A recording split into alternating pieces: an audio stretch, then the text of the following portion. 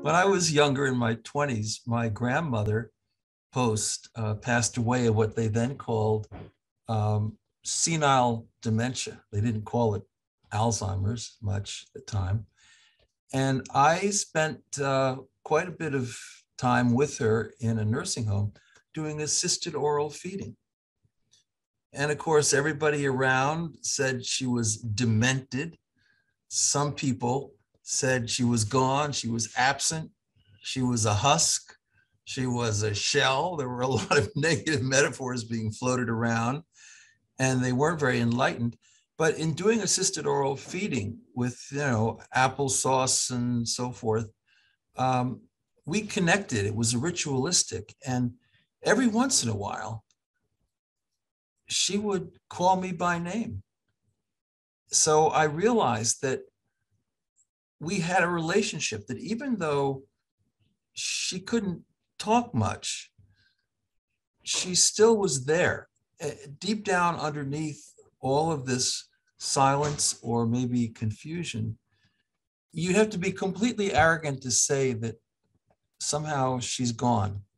She wasn't. And she had moments of paradoxical lucidity. So I learned all that really with my grandmother, who I love very much. She was actually from Sheffield, England originally.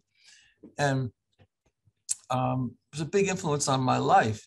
So I realized, that the best way to think about these individuals is they're deeply forgetful. They're a little more deeply forgetful than most of us are on any given day. But I'm in a medical school right here. This is my office. It's 400 or 500 medical students, and on any given day, I will forget a number of names, and it's a little bit embarrassing for me, and I stumble and I try to kind of, wiggle my way through it. But the other day I was in the parking lot, and I couldn't remember where I parked my car, so I asked a poor medical student, "Do you know where my car is parked?" And she said, "No," and then she laughed. And I realized that, I guess it's okay to forget where you parked your car. It's probably not so great to forget if you have a car that's parked. That's probably a significant distinction. But we all struggle with memory and with word finding. And people who are more deeply forgetful than others, they're not unlike us in their experience. They're not somehow less than human, but they've been treated that way a lot of times. And so that's why the book is Dignity for Deeply Forgetful People.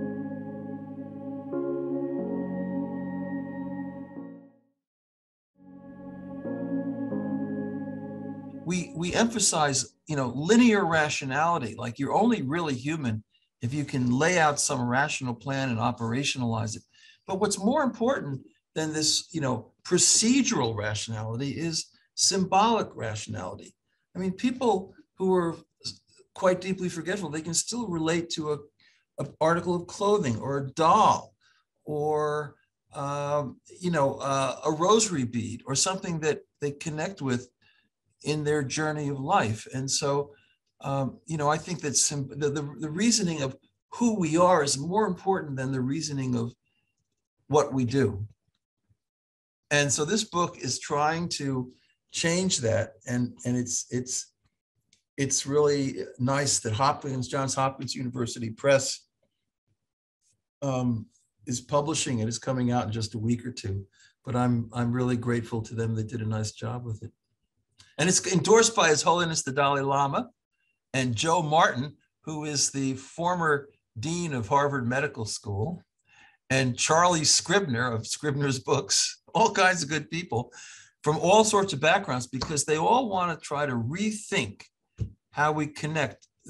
People with dementia, they're not gone, they're just differently abled. It's more of a disability model for them. And I've had so many wonderful stories over the years with these individuals, and I came to love them, and I love their caregivers, and traveled through all the 50 states and all across Canada and all across Europe and even Japan and Sydney, And so I think that we need to take an opportunity here to really revolutionize the kind of inclusivity that we can grow into and learn from deeply forgetful people.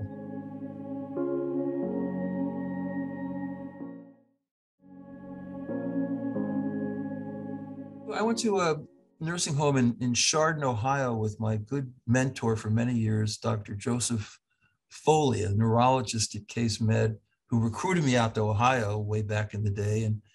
And Joe had a feeling for the deeply forgetful. And so we went into this special care unit, and there was a bio sketch on the wall of a room, and it was about a guy named Jim. And it said, he had two sons, Tuck and William, and it talked a little bit about his life. So we asked the nurse to, introduce us to Jim. So he took us to Jim, and I escorted Jim to a table. I sat him down. I said, Jim, how are your sons? And he got nervous. He couldn't respond because I was putting pressure on him to remember their names. But when I said, hey, how's Tuck? Suddenly he lit up. Oh, he's fine. He's doing great. Because I was using language to cue him. A lot of this book is about how to actually communicate and sort of fill in the gaps for these folks. So then the guy, Jim, he had a painted white twig. And he put this twig in my hand, and I couldn't figure it out. And when he did that, he smiled. He was aglow. And if joy was electric, I'm telling you, Kim, that place would have been on fire. And I just couldn't believe it. So I gave him back his twig. And then I asked the nurse, so what's the story about Jim and his twig? Well, he grew up on a farm in Ohio, and he loved his father very much.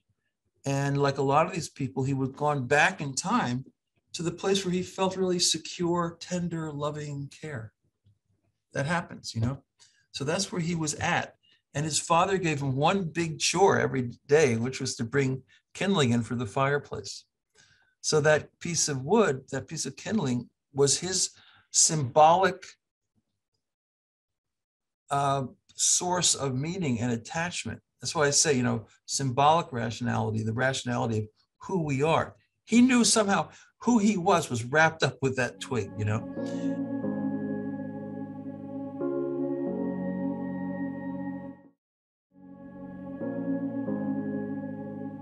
bottom line for me is that there is this lucidity that will occasionally just erupt. And so I coined this term paradoxical lucidity. And our National Institutes of Health has a division called the National Institute on Aging. 4 years ago, they actually put out a request for proposals nationally for the study of paradoxical lucidity. What's going on with these people who have just sort of been, chinned down and not communicating? And, maybe they're stimulated through personalized music, or maybe they're just there and suddenly they're more insightful. They get somatic. You can connect with them. They get their emotions lighten up. What's going on there? So we just published a month ago. I had to send this to Kim. A 14-page long article in the Annals of the New York Academy of Sciences on paradoxical lucidity, involving professors, researchers from 14 different universities. It was based at NYU Langone, and essentially said, this is real. It can be studied, and we can learn a lot about neurology and dementia through focusing on these positive moments, these moments of insight, of return, of continuity.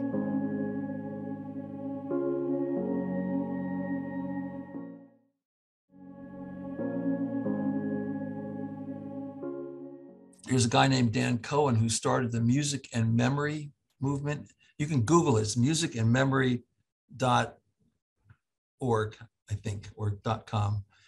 And, people who have not been communicating for a long time, if you play personalized music, like for me, I guess it would be the Beatles, I Want to Hold Your Hand, stuff they identify with from earlier on in life. That really dates me, but I can remember it like yesterday. with the sun shining, sitting on a fence, listening to a radio. um, if you play that, people will get somatic, they'll get rhythmic, because that's so deep evolutionarily in what we are as human beings. And then that will stimulate their memory, and they'll start chiming in for a line or a verse. And then afterwards, for at least a few minutes, about half of them can actually respond to carefully phrased questions, which is completely surprising. It's a beautiful, beautiful thing for the caregivers.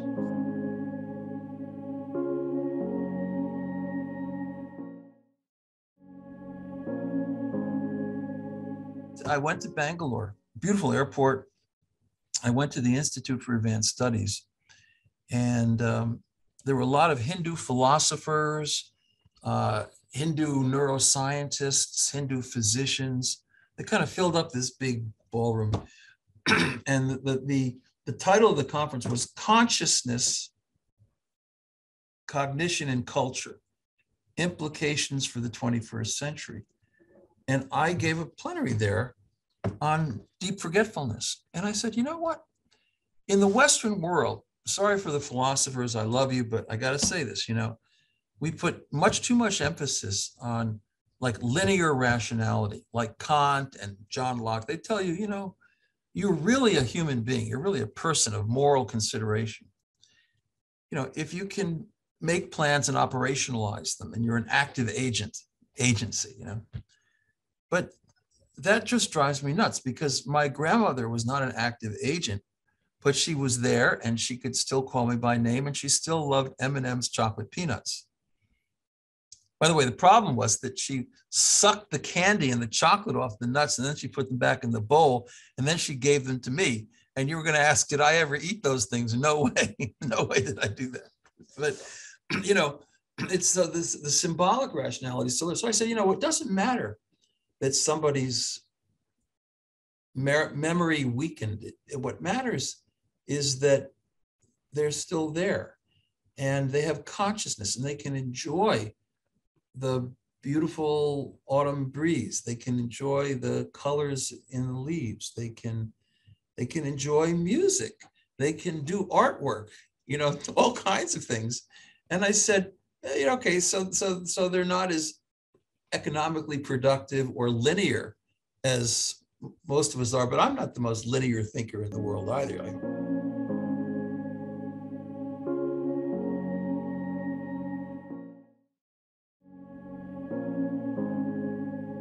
So I gave this talk about love for the deeply forgetful in India.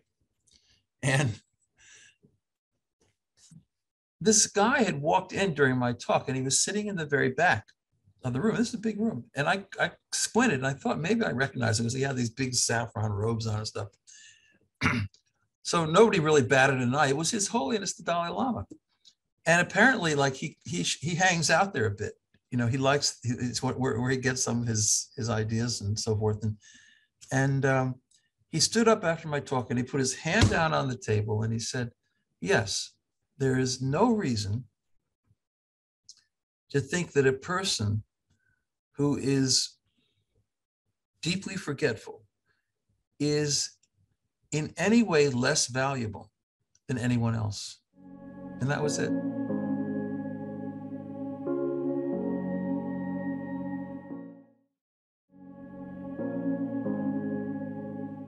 I believe, from my own experience, that if we are mindful and we visualize, we can deepen our memories. So I get up in the morning. I'm an early riser. Been married 40 years. My wife, she still can't really adjust to it, but I'm up about 4 in the morning, 5 in the morning. And, I meditate, and then I kind of think about the day. I think about the people I know I'm going to meet, Like, because look, I mean, I run a whole department. I'm a division head in a medical school. I mean, it's just almost hopelessly overwhelming at times. And and I do have a pretty good idea though.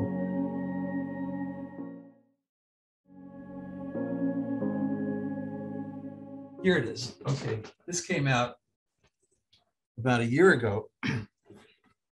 Positive psychology approaches to dementia. Isn't that amazing? Isn't that amazing? It's an edited book. It's very, very good. And look, it's got well-being, hope, humor and dementia, resilience and living well with dementia, growth, creativity, spirituality and wisdom. It goes on. And so that's what I say, when you think about positive psychology and when you think about the power of love, which to me underlies all positive psychology, you've got to include this population.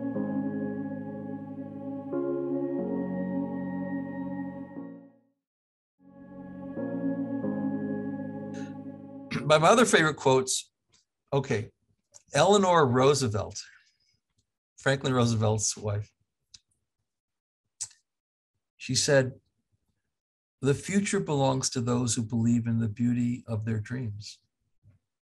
So, you go through the day and there are going to come times when you just feel dispirited and you're wondering where your dreams fit in this world, and the world's a difficult place, and you're navigating all kinds of pitfalls, but you just got to remember that the future belongs to those who believe in the beauty of their dreams.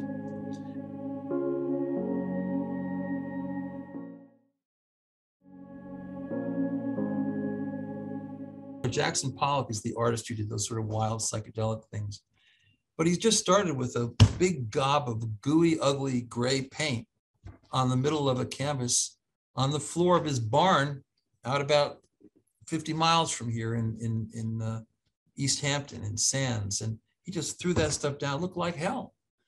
But what did he do? He covered it with these beautiful, energetic lines.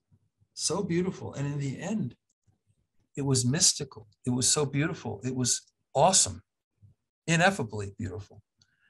And that's the lesson that you got to learn about life, is that life is an expanding canvas.